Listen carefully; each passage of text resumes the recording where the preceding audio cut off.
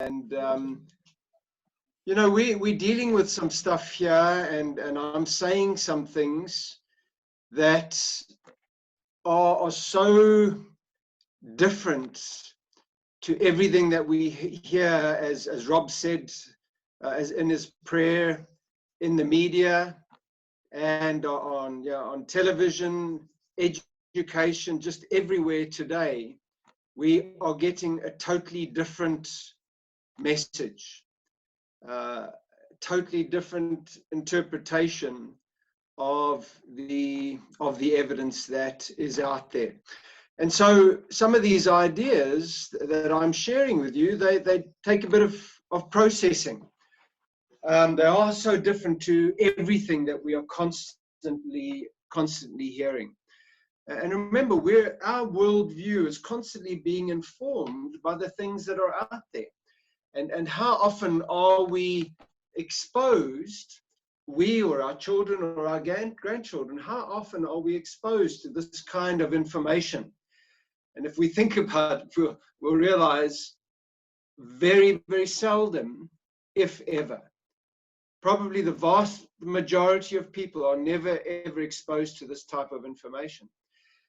And so it can come across as somewhat strange, because if you only ever hear one side of the story, well, you're just going to believe that, well, that must be the truth, or close to the truth, and it's all presented as science. That's the buzzword. If you want to get anything done, you've got to say scientists say. And that's a political strategy today. Scientists say, in order to achieve your agenda. So we're going to be looking at dinosaurs this morning, and a fascinating subject, and especially for young people. Young people are absolutely very often obsessed with dinosaurs. They've been called the gateway drug to evolution. You need to think about that. They've been called the gateway drug to evolution. So that's our subject today. And remember our website, creation.com, wonderful, wonderful free resource. Our info bites, again, a free resource. Go onto the webpage, a homepage towards the bottom, and you can sign up there for our free info bites. Now, we've spoken a little bit about science, and we say what scientists are saying today. But just science wasn't always like that. Science, modern science, was born within a Christian worldview, a Christian consensus. There are secular philosophers of science today that recognize that the scientific method and modern science could only have been born and established upon a Christian worldview.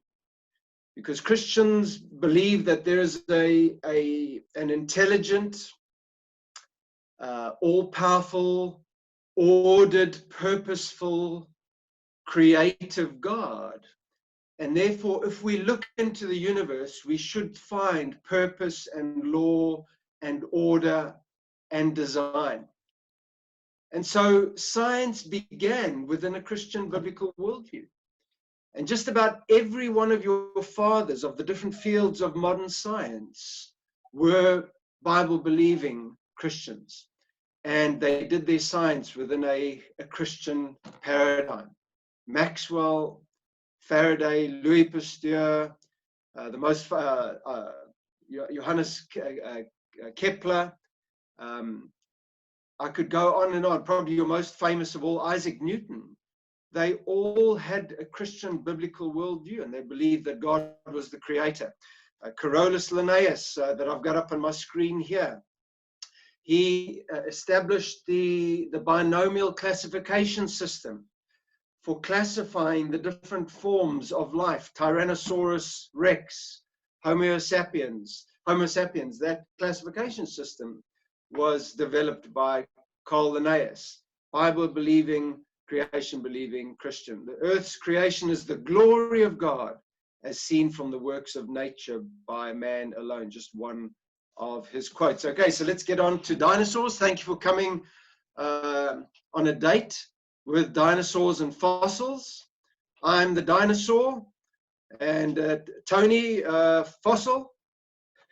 You volunteer for that? There we go. Tony's happy to be the fossil. No, so we're going to be looking at a date for dinosaurs and fossils. What was their origin? When did they live? When did they die? How did they die? How did they fossilize? These kinds of questions.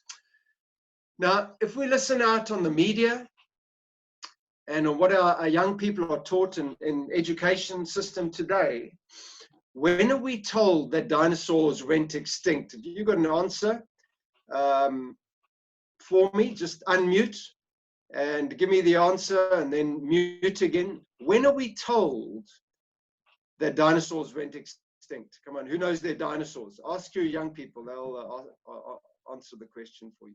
When do we hear all the time that they went extinct? You can also send me a chat message.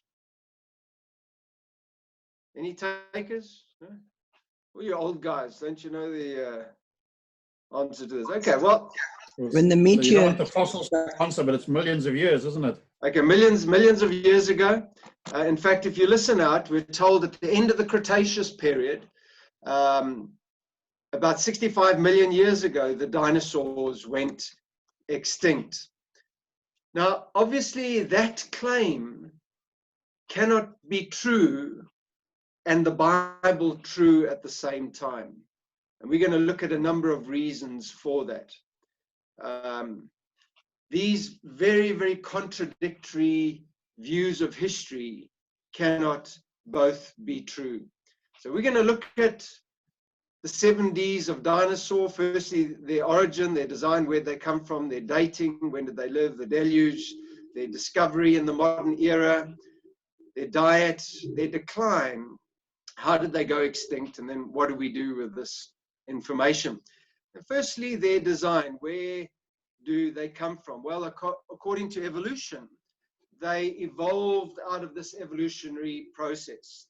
The general theory of evolution says that all living forms in the world have arisen from a single source, which was itself came from an inorganic form. That's the general theory of evolution. Some evolutionists say, no, all life evolved from maybe a handful of these simple organisms, single-celled organisms. So dinosaurs are a part of that story, that life evolved hundreds of millions of years ago. Lifeless chemicals got together, formed the first living organism. Nobody has any idea how that could possibly ever happen. But anyway, from there, over hundreds of millions of years, creatures evolved into more and more complex creatures, eventually amphibious creatures evolving into reptiles, including the mammals, including dinosaurs.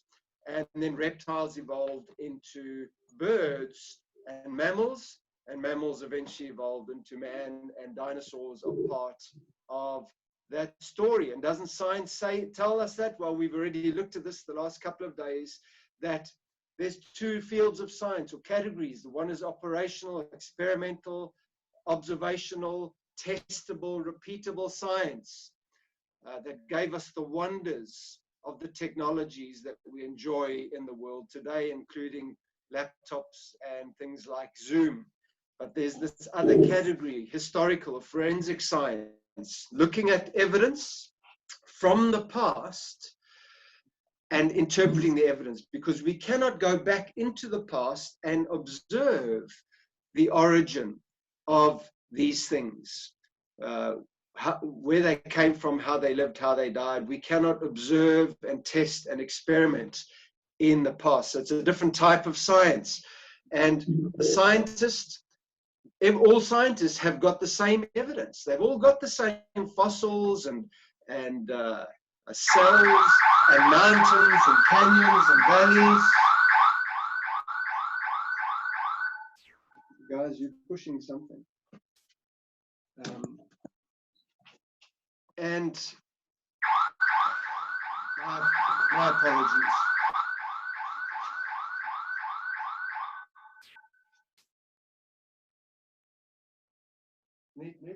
Please come here.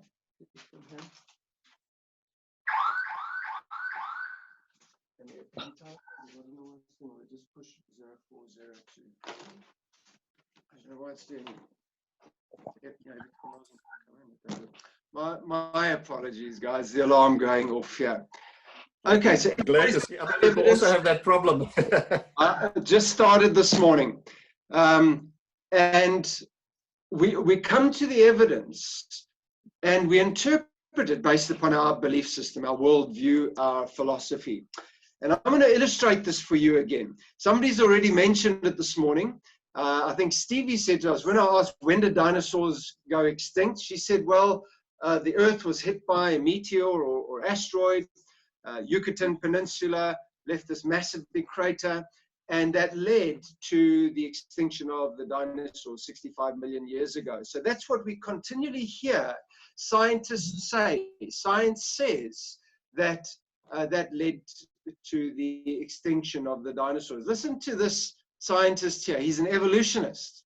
He believes that dinosaurs went extinct 65 million years ago. In fact, he was the chief science writer for Nature Journal, Henry Gee.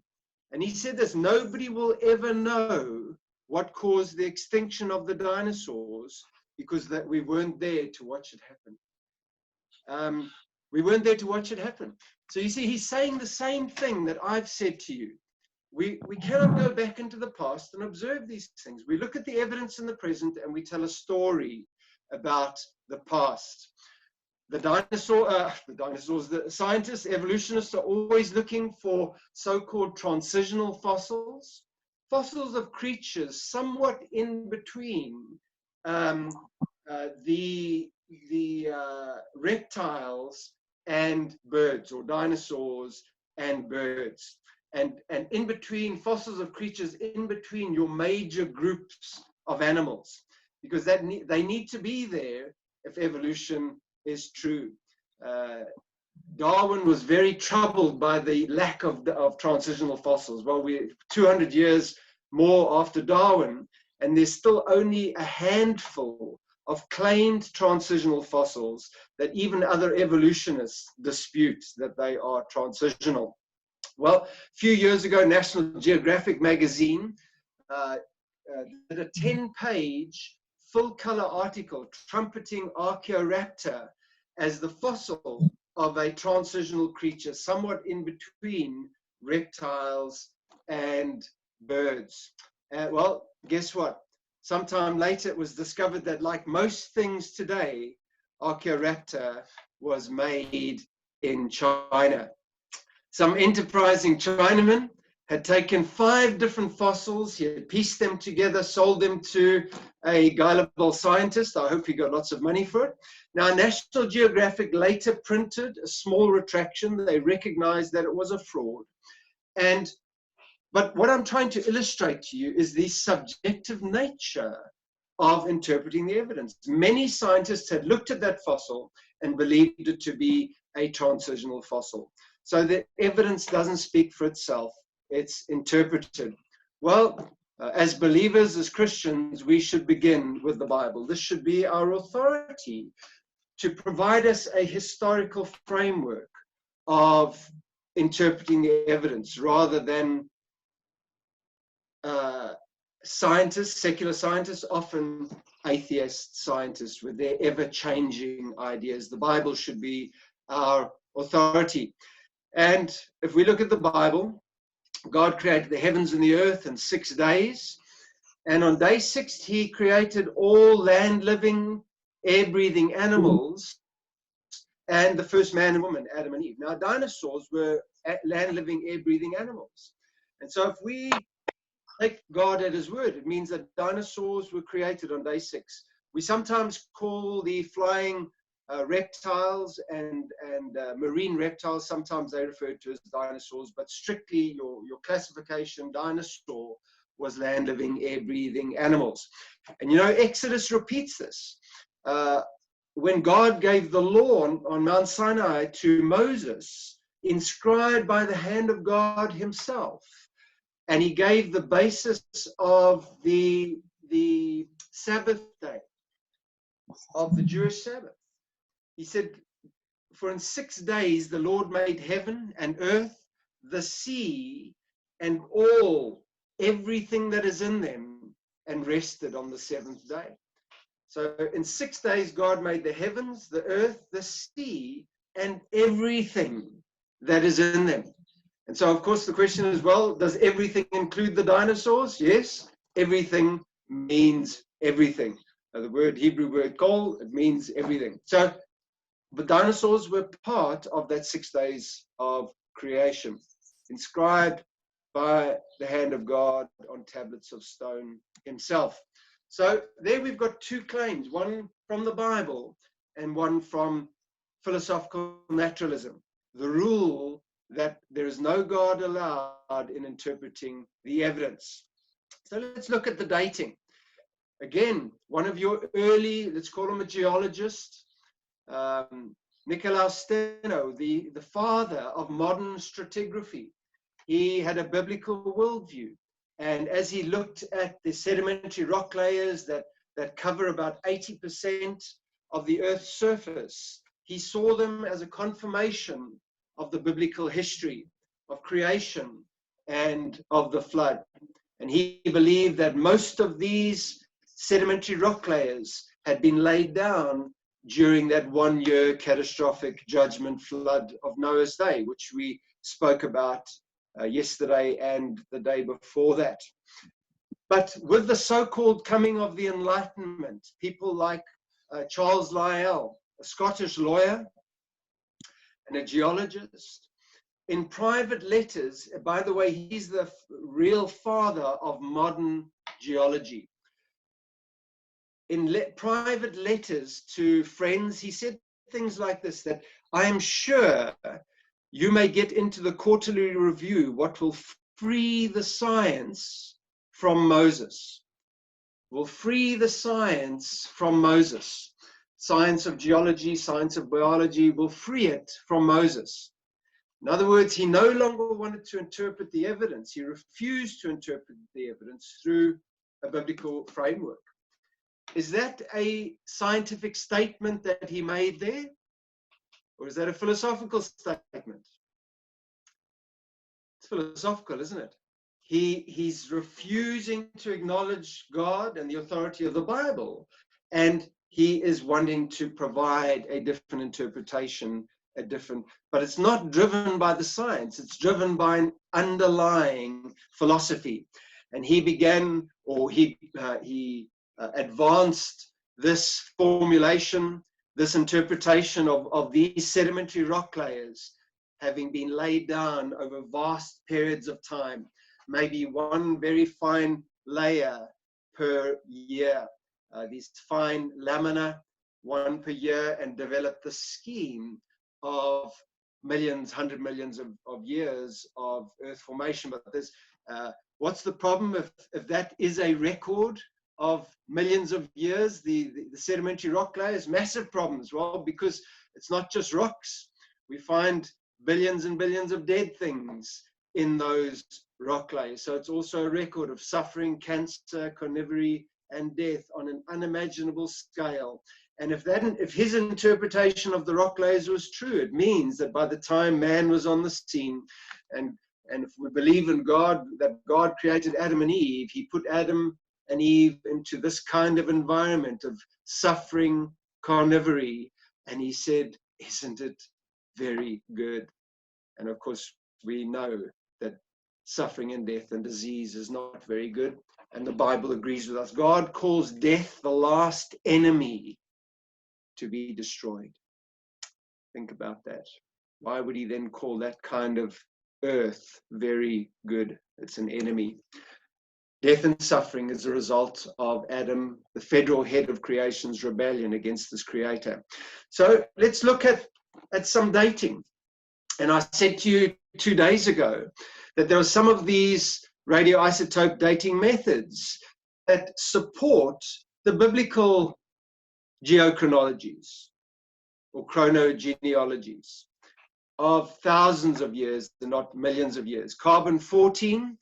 Now let's think about this. Carbon-14 is a radioisotope, and in fact, all of us have got a radioisotope of carbon-14. Living things have got radiocarbon in them. Don't know if you knew that. We're all a little bit radioactive. Did you know that? Orbit radioactive. Some of us more than others. You can ask Juanita. We've all got a bit of radiocarbon in us. And when a creature dies, that radiocarbon begins to decay. And it decays quite rapidly. In fact, evolutionary scientists and creation scientists recognize that radiocarbon decays away completely within 50,000 to 60,000 years, theoretically. So theoretically, after 50,000, 60,000 years, there should be absolutely no radiocarbon left in a fossil, in a dead creature. So let's think about that. If somebody believes in evolution, would they think of finding radiocarbon in dinosaur bones? Absolutely not. Absolutely not. Dinosaurs, according to them, went extinct 65 million years ago. Radiocarbon all decays away theoretically after 50 to 60,000. There should be absolutely no radiocarbon left in any dinosaur bones.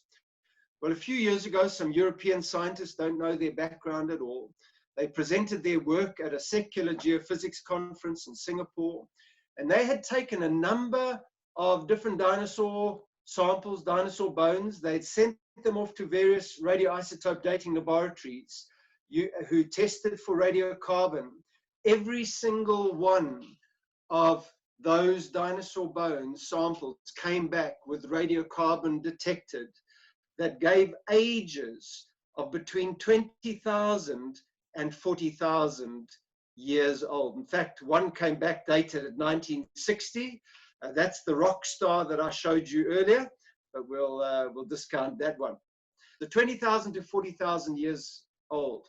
Now remember, this again, this dating method is based upon the same bathtub assumptions, untestable assumptions about the past that we spoke about two days ago. So we believe most of your dinosaurs, fossils, go back about 4,500 years to the flood of Noah's day.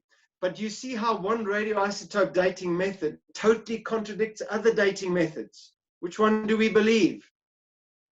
Absolutely no reason to believe either of them. Every reason to believe God's word. But you see how selective scientists can be in what results they select and accept. Radioisochron dating. Isochron dating is a kind of a refined version of radioisotope dating, which is meant to get rid of some of the assumptions involved. Listen to this recent research from North Carolina State University. This is a New Atlas magazine, secular journal. Isochron dating methods. And this professor says, the process as it's currently applied is likely to overestimate the age of samples, and considering scientists have been using it for decades, our understanding of Earth's ancient timeline could be worryingly inaccurate.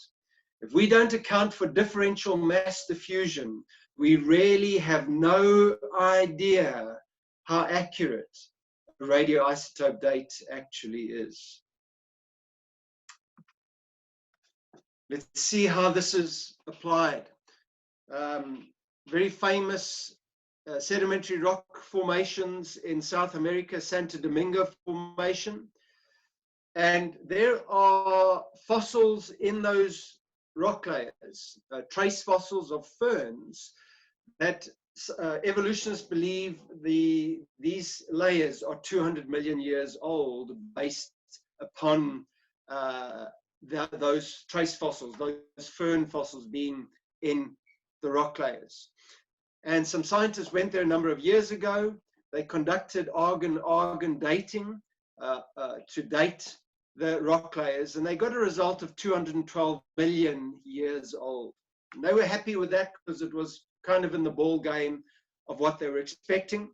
But in those rock layers are all of these little trackways that look very much like bird trackways. And of course, according to the evolutionary scheme, birds never existed 200 million years ago. And so they concluded that they were just the tracks of bird-like dinosaurs, and they published their work in Nature Journal.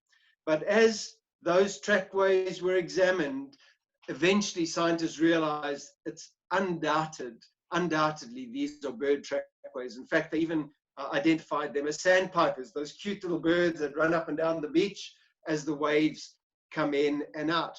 So now they had a problem. The same group of scientists went back, they retested those rocks using a different dating method, uranium lead, which gave them results of 37 million years old. And so they were happy with that because according to the evolutionary scheme, birds existed 37 million years ago. Just by changing the radioisotope dating method, they got rid of 170 million years. You see how biases play a role. They're not lying, but they are forced to select the data that supports their worldview and discard data that contradicts their worldview. It's just the way things work. And they again published their work in Nature Journal. And folks, there is so much evidence coming to light showing that dinosaurs lived relatively recently. For example, soft tissue in dinosaur bones.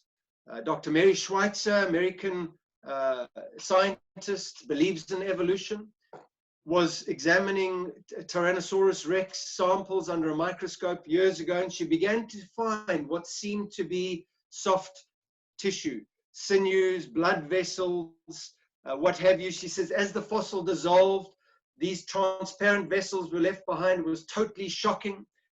I didn't believe it until we'd done it 17 times. Why was she shocked?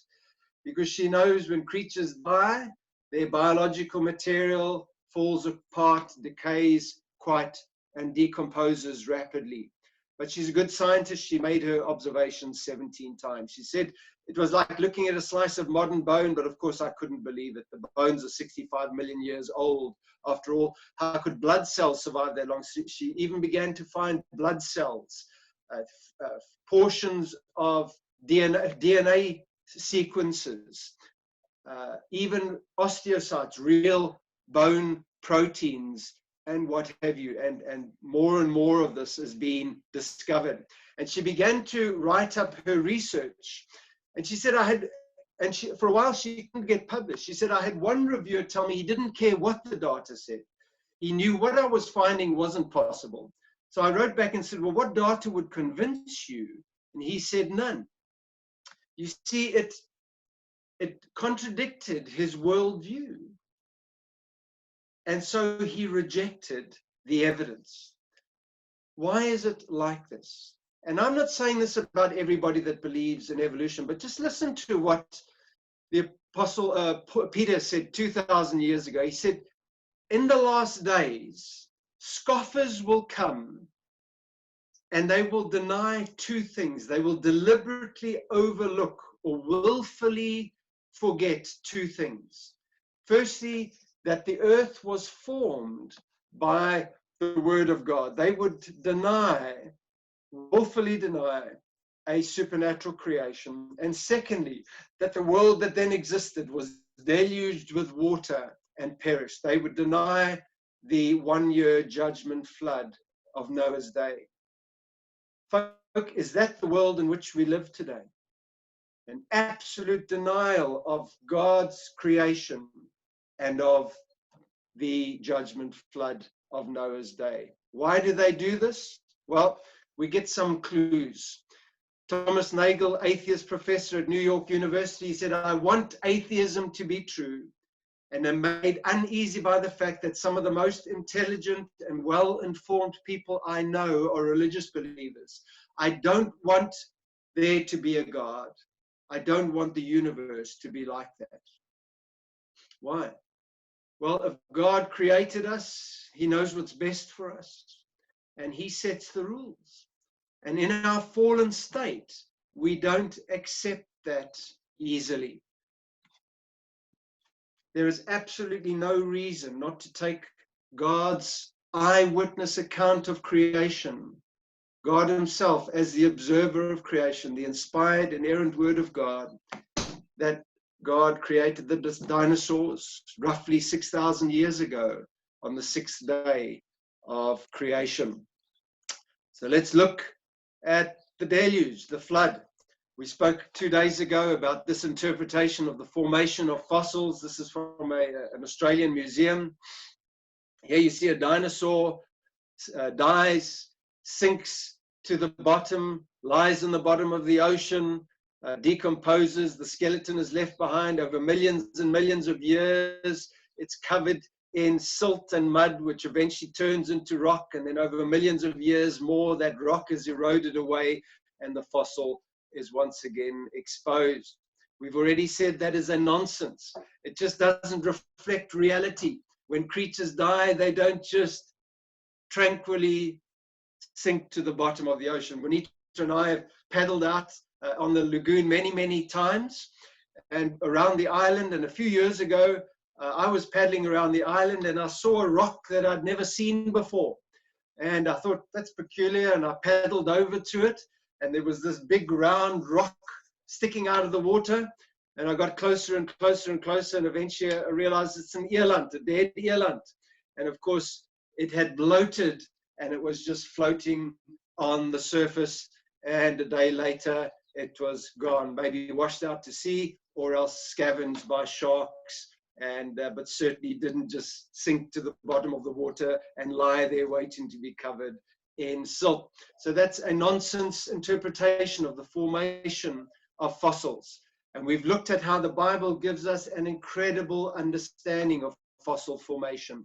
The fountains of the great deep breaking forth, earthquakes, tsunamis, volcanoes, eruptions as a breaking apart of the earth's crust in the flood, and how all land living, air breathing animals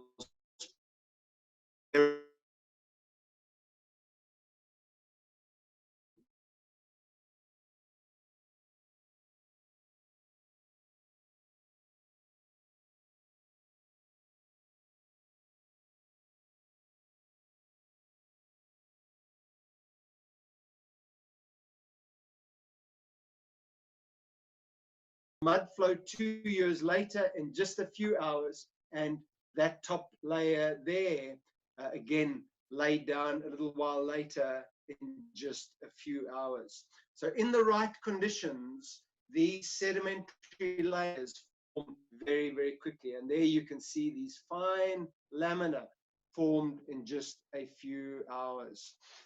Recently, scientists in the NASA parking area in America found some, in a rock formation there, some animal footprints, animal trackways preserved in the rock. And in the Smithsonian magazine, they made this statement. This is the mother lode of Cretaceous mammal tracks. And they said this: over the course of a few days, and perhaps as short as a few hours, many species had crossed the spot. And here they're looking at a cast of that rock. Now let's look at the trackways that were actually identified there. All of these blue ones are mammals. These red ones are theropod dinosaurs, and these dark blue ones are also theropods. There are pterosaurs, nodosaurs, this big sauropod dinosaur trackway here. There's a nodosaur trackway. And remember their statement, within a few hours, perhaps a few days, all of these different species crossed this one spot. Mammals and dinosaurs all crossing within a few hours. So that totally destroys this idea of the age of dinosaurs and the age of mammals and so on. They were all alive at the same time. And very interestingly, if you look at these trackways, they're all largely, generally heading in the same direction, almost as if they are frantically trying to run away from something. What are they running away from? The rising floodwaters.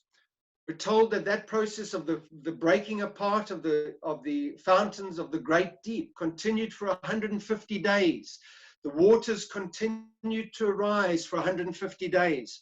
And of course, there would have been tidal movements during that period as well. There would have been cross currents and ebbing and flowing of the waters.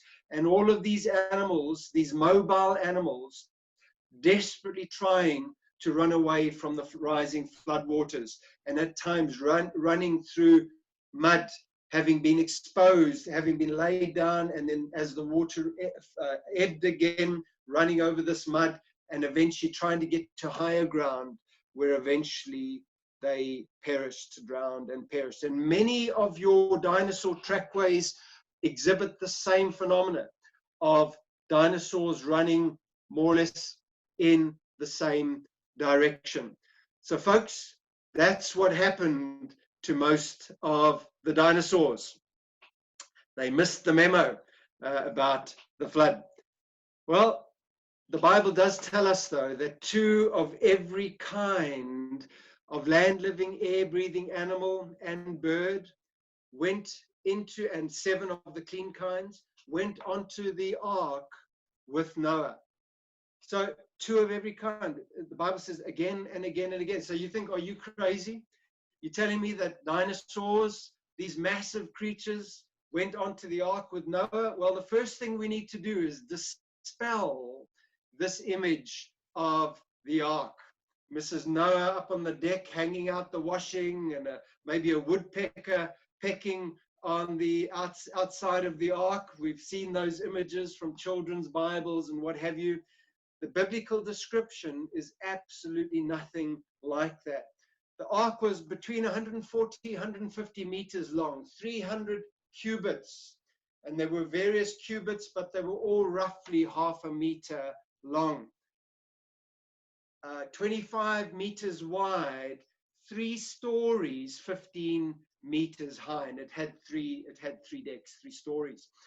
It was a massive floating, very, very stable barge. There's what 2 people would look like on the right-hand side there in comparison to the ark. All right? Massive amount of space, more than enough space for 2 of every kind of creature, and food and water. And we've already looked at the subject of species. I think there have been about 700 species of dinosaurs identified. Well, were all of those species represented on the ark? How did they get those? Never mind the hundreds of thousands of other species that would have had to go on. Remember, we spoke about this in the last couple of days. Species, these 2 creatures here, same species or different species? All right. Again, Canis lupus familiaris, a Great Dane, and a Chihuahua. So within even one species, there is a huge amount of variation that is possible. But dogs remain dogs, cats remain cats, and various kinds of dinosaurs remain those kinds of dinosaurs. And just very quickly, National Geographic, the Bible of evolution in many ways, recognize this, that your various dog, both wild and domestic dog or wolf kinds or species, all go back to a common ancestor, 2 of every kind. And evolutionists are increasingly seeing as well that there's too many dinosaur species out there. Jack Horner, famous dinosaur authority, he consulted with Steven Spielberg on the making of Jurassic Park. He says there's too many dinosaur species out there. We're finding fossils of different ages of dinosaurs, or dinosaurs at different ages of their development, and we're giving them different species names. Just look at the order of Ceratopsia. So you get species, genus, family, order. And under that order, Ceratopsia, we've got all of these different species, all looking very, very similar. And obviously going back to probably a single created Ceratopsia kind. Through natural selection, through mutations, variations occur. And so there were probably only between 30 and 50 kinds of dinosaurs that were represented on the ark. And through natural selection, variation, adaptation, change takes place. You get these various varieties. Well, what about the massive dinosaurs? How did they get on the ark? Your Brachiosaurus and what have you? Well, many of your dinosaurs were quite small. Some of them were the size of a chicken. I've got it on good authority that when Noah and his family were building the ark over 100 years, they used to regularly order in Kentucky Fried Dinosaur. Don't quote me on that. Your average sized dinosaur was probably about the size of a buffalo or an eland. But of course, there were the massive dinosaurs as well. How did they get on the ark? The Bible tells us Noah didn't have to go running around rounding up the dinosaurs. God brought the animals to Noah. But let's think about your large ones, your Brachiosaurus, your huge big sauropod dinosaurs. What kind of animals were dinosaurs? And of course, they were reptiles. And how are reptiles born? They're hatched from eggs. Do you know that the largest fossilized dinosaur eggs are maybe just a bit bigger than a rugby ball? And so even something like a Brachiosaurus, when it hatched, would have maybe been a meter tall. And so God only needed to bring young teenage dinosaurs, maybe about to go through puberty or going through puberty, onto the ark in order that after the flood they could begin to repopulate the earth again. So God never needed to bring your fully grown Brachiosaurus onto the ark. Now, we're told that those animals and people on the ark, 8 people and 2 of every kind of animal, survived on the ark. And that means they must have had an existence after the flood just a few thousand years ago. Is there evidence of dinosaurs having lived in the last few thousand years? An abundance of evidence. And we're going to look at just a fraction of the evidence that is available. Firstly, we've got to realize that the word dinosaur never existed until 1841. As these dinosaurs began to be dug up with the coming of the industrial age, all of these dinosaur bones and other fossils began to be dug up. In 1841, Sir Richard Owen, a very famous British scientist, he took the Greek word for terrible and lizard, dinosaurus, put them together, and that gave us the word dinosaur, skrikakkedis in Afrikaans. So there was no word for dinosaur, or the word dinosaur only existed or came into being from 1841. So before that, we won't find the word dinosaur. But do we find descriptions and paintings and engravings and carvings all over the earth? Let's begin with the Bible, Job 40. This creature is described, called behemoth, a beast, a beast or a behemoth. Now, I do this with 5 and 6-year-olds. They haven't been primed. And I ask them, help me. I don't know what this animal is. Will you help me? And we go through this description in Job chapter 40 that God is saying to Job, Job, I want to remind you about my greatness. Look at this creature. And God begins to describe this creature to Job. And we go through this description line by line. And eventually, these 5-year-olds, 6-year-olds, their hands start going up and they tell me this is a dinosaur that God is describing to Job. And of course, the giveaway is he moves his tail like a cedar tree. There's a cedar tree washed up on a beach. And some of our Bibles maybe say, well, maybe the behemoth was a hippopotamus.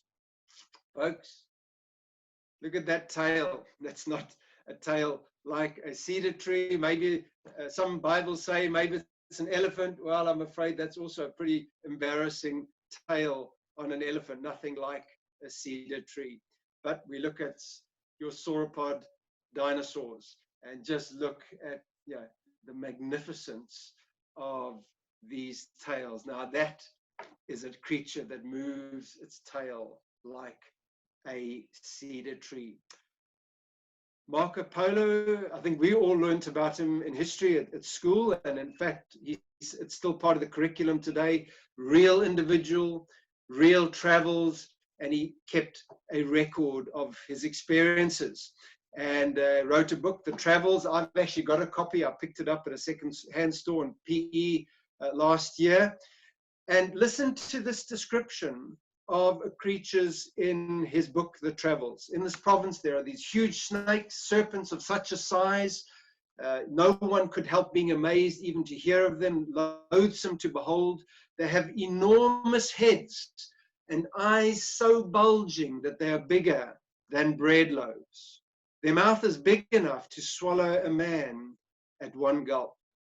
If you read that description, the full description, what comes to mind is some kind of a Tyrannosaurus Rex kind of creature. This is Marco Polo, folks, you know, that we all learn about in history. In Cambodia, the Angkor Wat Temple in Cambodia, built about 800 years ago. So in other words, built long before your dinosaur bones began to be dug up and uncovered, your dinosaur fossils in the industrial age. And on the outside are these carvings of different creatures. And if we look at the top here, some kind of deer, some kind of antelope, and look at this creature here in the middle. What is that?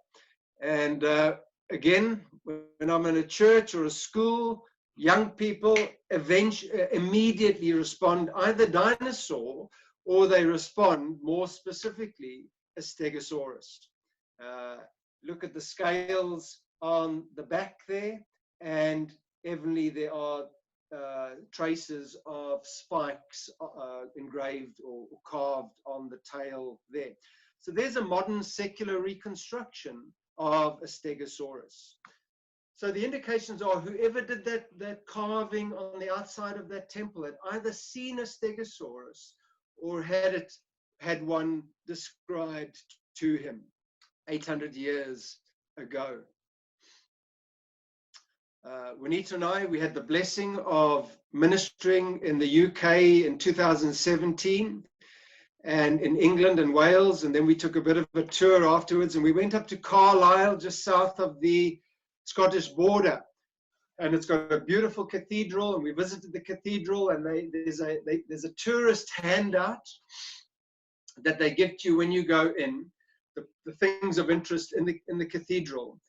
And the most fascinating aspect of that cathedral is not on the tourist handout. You've got to go and ask the verger at the back, please, can we see Bishop Bell's tomb? And if he's having a good day, he'll say, okay, but you've got 5 minutes. If he's having a bad day, he might just say no. But anyway, it was a good day. And he said to us, okay, but you've got 5 minutes. And the grave is right in the center of the cathedral. It's under some magnificent stained glass windows, and it's covered in a carpet. Anyway, that's the grave. And around the grave, there are these brass inlays, and there are all sorts of engravings on these inlays. Now, Bishop Bell was buried 500 years ago in the 1400s. Again, before the industrial age, before all of these fossils began to be dug up. There are all sorts of creatures. Look at this one top left-hand corner there. Right? What does that look like? I'm sure many of you have identified that already as a bat. This here, some kind of fish. This here, a dog. This here, a bird. What's this creature here? Instantly recognizable. Some kind of dinosaurs. Something like a Shunnosaurus. Look at the way its necks are intertwined. You can see which way they're facing from the direction of their legs. They've got their necks intertwined like we see giraffe do today. And then these massive tails with these spikes on the end. Something like a Shunnosaurus. There's this creature, something like the amphibious Eriops. Here is a modern secular reconstruction of a Shunnosaurus. Look at this creature, long neck, long legs, massive tail, and these spikes on the end of the tail. Again, an indication whoever put those engravings had either seen a creature like this or had it described to him 500 years ago. And I could go on and on about these different proofs. Every culture around the world has got stories handed down of these massive creatures that existed in the past. Even here in Africa, Mokele Mbemba, in remote areas of the Belgian Congo, the DRC today, tribesmen were telling missionaries 100 years ago of these creatures that existed in these remote swamp areas. And the descriptions of those creatures resemble what we would call dinosaurs today. Their diet, if God created creatures on day 6 of creation, you mean he created these fearsome, carnivorous, meat-eating animals, things like Tyrannosaurus rex, fearsome creatures? Well, let's think about carnivory. The Bible tells us very clearly, Genesis chapter 1, verse 30, that God gave to all the animals, every beast of the earth, every green plant for food. All animals were herbivorous in this very good created universe, this created world. So let's think about carnivory. Put up your hands, this creature here. Put up your hands if you think this is a carnivore. Put up your hands if you think this is a herbivore. Put up your hands if you're sitting on the fence. I can see a few of you sitting on the fence, not committing yourself either way. Okay, most people believe that it's a carnivore. Well, it's a fruit bat. It only eats fruit. You see, we look at those sharp, jagged teeth that look like they are absolutely perfect for shredding and pulling apart meat, and we automatically think it's a carnivore. We've been conditioned to think that way in education, through the media. We're conditioned to think that way. And the reality is a little bit different. These creatures here, hands up those that say it's a carnivore. Carnivore, two different species of the same genus. Hands up those that say herbivore. Hands up those that are sitting on the fence. Most of you again, okay? All right. Well, if you said carnivore or herbivore, you'd both be right. That's a polar bear on the left-hand side there, eats mainly seals. That's a panda bear, eats bamboo. Two species of the various bears in existence around the world today. And look, they both have very, very similar tooth design and structure, ideal for eating meat, but also just as good for eating bamboo. So you see how we can be conditioned to think like this, but the reality is often different. Some recent research, Science Daily, showing that crocodiles deliberately eat fruit, plants in large quantities. Who knew crocodiles ate plants? So you see, carnivory is a result of the curse, a result of the fall, of Adam's sin and the curse that came as a result. And there are examples today even of herbivores eating meat and of carnivores refusing to eat meat and only eating vegetables and what have you. All right, let's quickly look at their decline, what led to the extinction. There's the asteroid impact theory we've already spoken about. Well, why then did your other creatures like crocodiles survive if all of your dinosaurs went extinct? And of course, all those mammals, remember the mammal footprints that existed at the same time as dinosaurs? Why did they all survive if this led to their extinction? Well, the constipation theory, that dinosaurs went extinct. Don't laugh, folks. This is serious science, okay? now, we're having a bit of fun here. Biblical creation scientists don't have all the answers either. But there is the theory that that dinosaurs weren't getting enough fiber in their diet, and that led to their extinction. So young people, If you don't want to go the way of the dinosaurs, eat your vegetables. Okay? There's a junkie theory that dinosaurs became addicted to narcotic plants that led to their extinction. So, young people, if you don't want to go the way of the dinosaurs, avoid that stuff as well.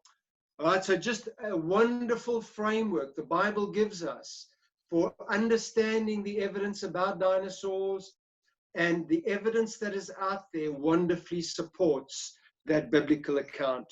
What led to their extinction? Well, many different things. Climate change, a loss of habitat, loss of food sources, what have you. We don't have all the answers. St. George, it was St. George's Day a few days ago, celebrated in England. What was he famous for?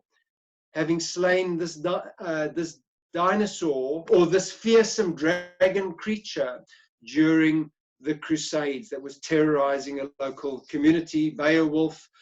And so maybe hunting contributed to the extinction of dinosaurs, just as it does today.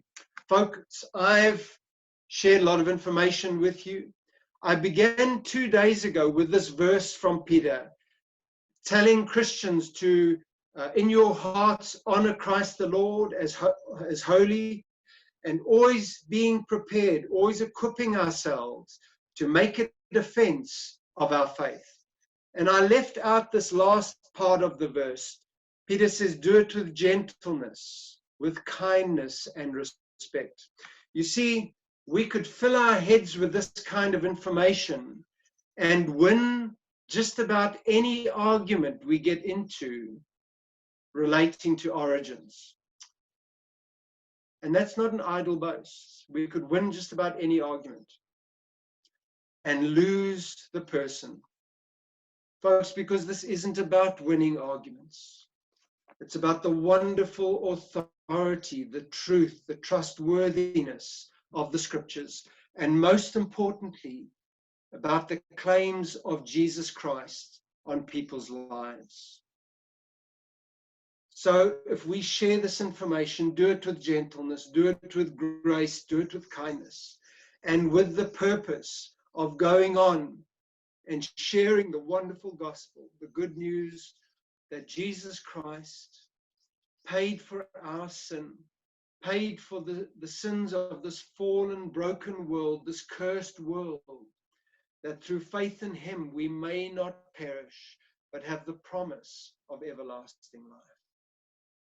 And that's how we declare, that's what we do with this information.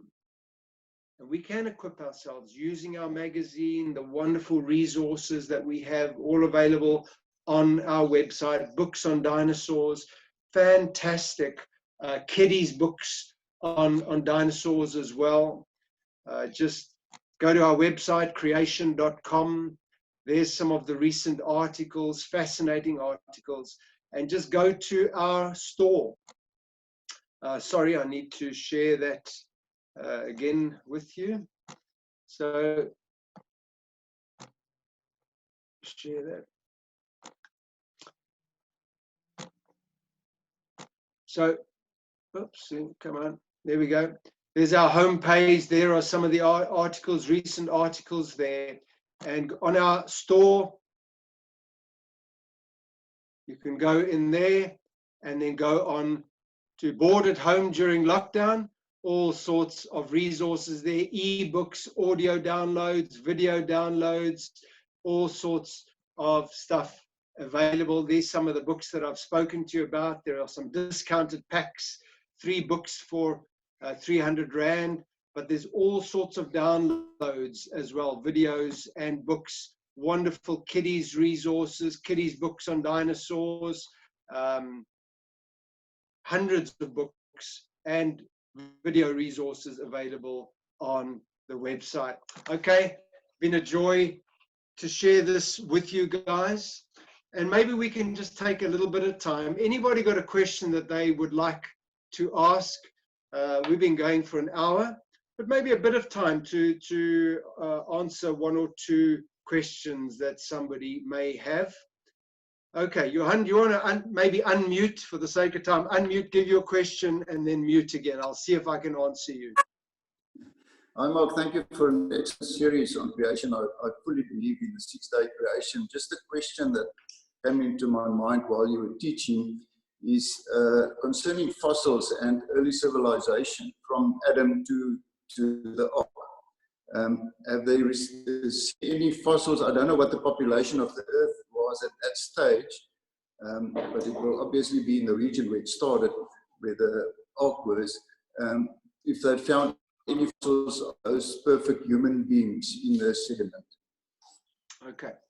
Right, Johan, very good question, and thank you for that question. So all of these billions of fossils that have been found, are there any fossils of creatures, or of humans? And we believe that most of those fossils were captured there during that 1-year flood of Noah's time, just a few thousand years ago. And so are there fossils of humans found in those layers? It's quite a long answer, but firstly, we need to recognize that 999% or something of fossils are marine fossils. Fossils of marine invertebrates and fish. So the vast majority of fossils are marine. The very tiny percentage of fossils are of birds and mammals.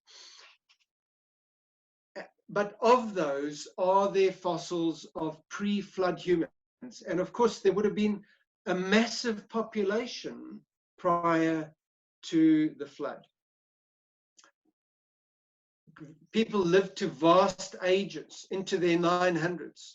God gave the instruction to Adam to be fruitful and multiply. And so in about 1,600 years from creation to the flood, there would have been a massive population.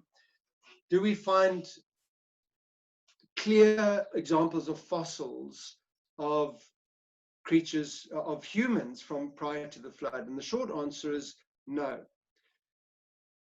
There are, but there's more to it. Firstly, we need to recognize that these hominids and hominids that have been given other species names, things like Homo erectus. Homo erectus, as time has gone on, scientists have recognized that Homo erectus used fire, used tools, used artwork, buried their dead, lived in caves and other structures. Who does this? Who does these things? People do these things. There are secular scientists who are increasingly saying that these species like Homo erectus, Homo heidelbergensis, Homo rudolfensis, and of course Neanderthals, are kind of artificial species designations. What are they? They are variations of mankind. Just as there are general variations today of your different people groups in different parts of the earth. We're all mainly the same, but there are variations, general variations between your different people groups around the world today. It's always been like that. And these humans that have been given these Homo designations like Homo erectus, they are just variations of mankind. And more evidence is coming to light. Homo erectus found on Cyprus or Crete, and scientists believe they came there by boat. So these creatures that are dated by evolutionists at between 400,000 years and 1.7 million years ago, these fossils are just variations of mankind. So it's a complex question. There have been relics found within the same, within coal seams, or claimed fossils within coal seams, which are dated at millions and millions of years ago by your evolutionists. So there are many examples of out-of-place fossils, human relics and objects found in these fossils. But there are none of them that us as a ministry are confident that we can go and say, because very often these fossils are removed and they're shown to the public out of their context. And so we're very careful about saying, see, this is proof that, of humans before the flood. But think about this. The fossils that were, the vast majority of fossils were creatures laid down, they're marine creatures, laid down in very unusual circumstances in the water. Other fossils caught, and they are normally of small creatures that are not very fast, agile, and able to quickly move away from the rising floodwaters, caught by these mud flows, these pyroclastic flows. Your more mobile, intelligent creatures do what they do today during a flood. They move to higher and higher and higher ground, try and get away from the rising floodwaters. Eventually, they climb trees. And in those circumstances, those creatures would not fossilize. They would die, bloat, float, decay, fall apart, and would not. So fossilization needs very, very specific circumstances to capture the creatures, preserve them in this mortar of mud and minerals to allow fossilization to occur. Creatures like this ammonite that I showed you a couple of days ago, this ammonite fossil, there's two halves of the same creature carved out of a rock. This is from Madagascar. There are ammonite fossils over 1 meter in diameter from Madagascar. But again, go to our website and you put in that, in our search engine, pre-flood human fossils, and you'll find many, many articles on that question. Okay, maybe one other question that somebody might have. No more questions? Okay. More of a statement. I think my grandchildren refer to me as a fossil. So that proves your theory. There we go. We're modern day.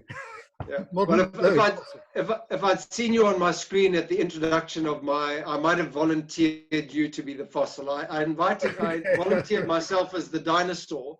I might have volunteered you as the fossil. Okay. Robert, are you? It looks like Robert has left. But Tony, thanks for this opportunity. It's been a blessing to share this with you over the last 3 days. And Brother Tony, maybe you'd close us in prayer. Thank you. Let's pray. Father, again, we thank you for the reality and the truth of your word. Lord, we can absolutely depend on what you declare and what you have made known to us. And Lord, there are things that your word even says are hidden. The hidden things belong to God, but there are things that have been revealed to us. And so thank you for revealing us the very power and essence and truth of your creation, and that we know in whom we have believed, and we're persuaded that you're able to do, Lord, beyond what we ask or think. So we again just recognize your majesty, your grace, your power in, Lord, in making that which you've made just by declaring your precious word. And so thank you for your word. May it sink into our hearts. May we hide it there, and may it produce the very fruit that you desire. And Lord, as Marc has encouraged us, we're not out to win arguments, but by your grace, we want to point men and women to a wonderful creator who made heaven and earth and then gave his only begotten son, that whosoever believes in him should not perish but have everlasting life. So again, we look to you that, Lord, you'd be with us, strengthen us, keep us in this day. And Lord, we will deliberately remember. There are those who will deliberately ignore, but we will deliberately remember that you created the heavens and the earth, and then, Lord, that you sent a great flood to destroy the situation as it was then. Thank you for the hope that we have within us. Every time we see the rainbow, we say, thank you, you will not do it again. But we're looking for that time when there will be a new heaven and a new earth, and we will dwell with you forever and ever. In Jesus' lovely name. Amen. Amen. Amen. Thank you, Lord. Thank you so much. Thank you, Marc. Thank you, Sorry Marc. about the sorry about the sirens during my presentation there. God bless, and see you for our gathering on Zoom again tomorrow morning at 9 o'clock. And Andre's ministering, Tony? Yes, thank you. Okay. Bye-bye, guys. Bye-bye. Thank you, Marc. Bye. Bye.